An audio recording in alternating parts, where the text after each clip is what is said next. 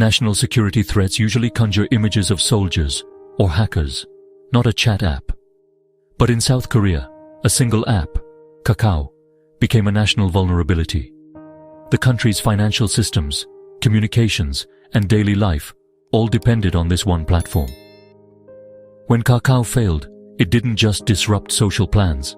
It paralyzed essential services and exposed the fragility of digital infrastructure.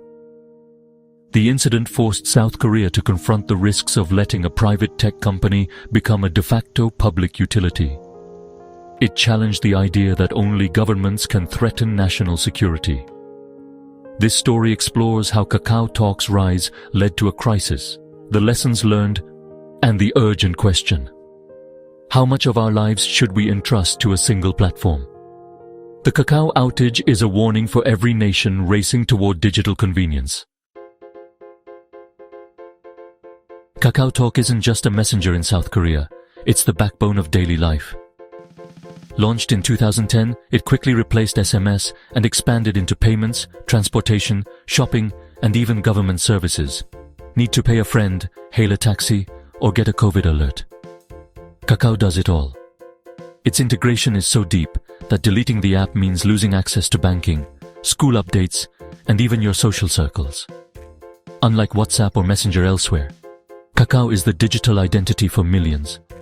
The more services it offered, the more essential it became, locking in users, businesses, and government agencies.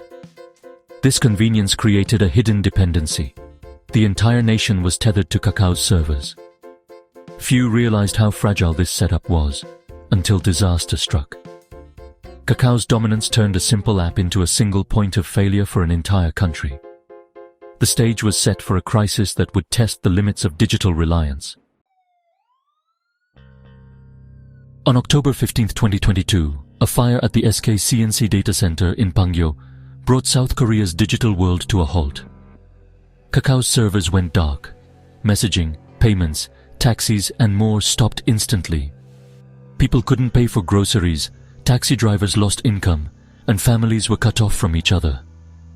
The outage wasn't a minor glitch. It was a systemic collapse that exposed how deeply Kakao was embedded in daily life. The root cause? Overconcentration. Kakao services were heavily reliant on a single data center, and backup systems failed to kick in fast enough. For days, millions struggled without access to essential services. Small businesses lost orders, and the digital tools that promised efficiency became a national liability. The fire revealed a critical flaw. A private company's infrastructure had become as vital as electricity or water. The incident forced South Korea to reckon with the dangers of digital centralization. The blackout was a wake-up call, one that no one could ignore. Kakao's failure was not just a corporate problem, it was a national crisis. The Kakao outage hit hardest where it mattered most, at home, in families, and among the vulnerable. Women, often managing childcare and household logistics, lost their main tool for coordinating with schools and other parents. Caregivers for the elderly and disabled were suddenly isolated, unable to confirm appointments or ask for help. Cashless users found themselves unable to pay for meals, bus rides, or even exit parking garages. The blackout wasn't just inconvenient, it created real anxiety, risk, and economic hardship. For many, KakaoTalk was the only way to check on loved ones during long workdays. Its sudden absence severed vital threads of connection and care. The outage exposed how a single app had become a lifeline for millions. When it failed, the human cost was immediate and profound. The crisis made clear digital convenience can come at a steep price. The Kakao blackout was a textbook case of the dangers of data concentration. By centralizing messaging, banking, and government services in one company and one data center, South Korea created a digital house of cards. When the fire hit, the entire ecosystem collapsed, just like if one company ran the post office, banks, and roads. This centralization made the nation's digital infrastructure fragile and vulnerable to both accidents and attacks.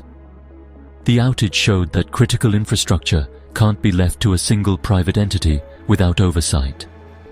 True resilience requires competition, interoperability, and geographic distribution of data centers. Relying on one provider for everything is a recipe for disaster. The lesson: convenience must not come at the expense of national security. Diversification and redundancy are essential for a safe digital society. The Kakao crisis exposed the hidden risks beneath South Korea's digital success. The Kakao outage jolted the South Korean government into action. Officials realized they'd let a private company become too big to fail, without proper regulation. President Yoon declared Kakao a de facto national utility, prompting swift legislative changes. New laws now require major platforms to ensure service stability, disaster recovery, and data distribution. Companies like Kakao and Naver face strict oversight and penalties for failures. The government's role shifted. Digital platforms are now treated as essential infrastructure, not just businesses. The crisis forced a new balance between innovation, regulation, and public safety. Kakao's dominance isn't just a technical risk, it's a privacy minefield, especially for women.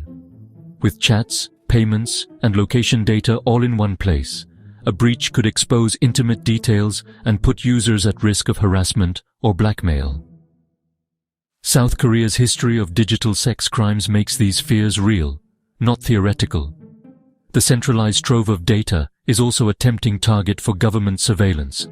For women, activists, and journalists, Kakao's reach means personal safety and autonomy are always at stake. The convenience of a single login becomes a single point of failure for privacy and security. The Kakao blackout forced South Korea and the world to rethink digital resilience. Centralized systems may be efficient, but they're dangerously fragile. The crisis proved that private platforms can be as essential as power grids or water systems. Governments, companies, and individuals must all share responsibility for digital stability. The outage sparked a rush to alternative apps and a renewed appreciation for analog backups. It was a humbling lesson. Even the most advanced nations are vulnerable to digital collapse. True progress means building systems that are diverse, distributed, and robust. The silence of Kakao was disruptive, but the lessons it taught were invaluable. Resilience, not just convenience, must guide our digital future. South Korea is now forging a new digital contract, one that prioritizes resilience, competition, and public good. Tech giants must invest in robust infrastructure and design services that allow users to switch easily.